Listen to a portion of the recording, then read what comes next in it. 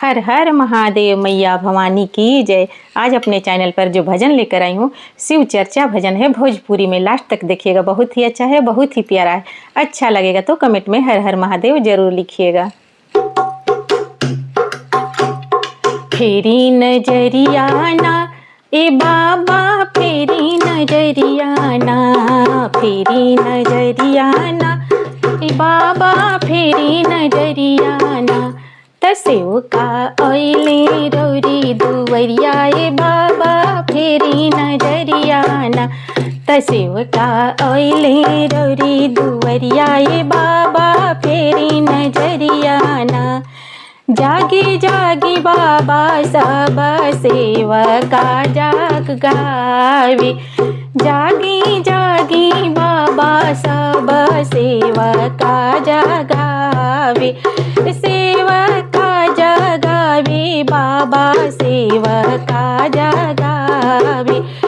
पूजा के थाली लेके घंटी बजावे।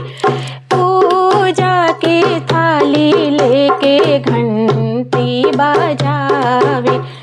फेरी नजरियाना ए बाबा, फेरी नजरियाना। फेरी नजरियाना ए बाबा, फेरी नजरियाना।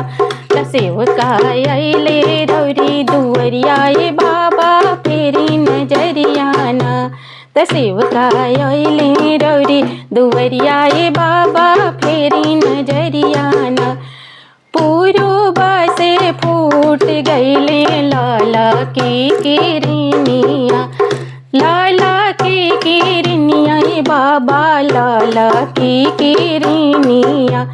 सूरज देवा करे बाबा रौरी दरसानिया। सूरज देवा करे बाबा रौरी दरसानिया। फेरी नजरियाना ए बाबा, फेरी नजरियाना। तसेवका ओइले रौरी दुवरिया ए बाबा, फेरी नजरियाना। अखिया खोली भइल भोर हरिया। अखिया खोली भइल भोर हरिया, फेरी नजरियाना। अखिया खोली भइल भोर हरिया, फेरी नजरियाना। ए बाबा ए सेवका अइले रौरी दुवरिया ए बाबा, फेरी नजरियाना। मंदिर में देवता सब गावेले आरतिया। मंदिर में देवता सब गावेले आरतिया। गावेले आरतिया बाबा, गावेले आरतिया। मना मोहे बाबा रौरा मोहनी सुरतिया। मना मोहे बाबा रौरो मोहनी सुरतिया। मोहनी सुरतिया ए बाबा, मोहनी सुरतिया। फेरी नजरियाना ए बाबा, फेरी नजरियाना।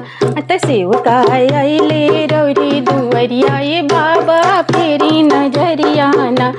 गंगा धोवे अली चरनिया। गंगा धोवे अली चरनिया। गंगा धो अली चरनिया, फेरी नजरियाना। फेरी नजरियाना ए बाबा, फेरी नजरियाना।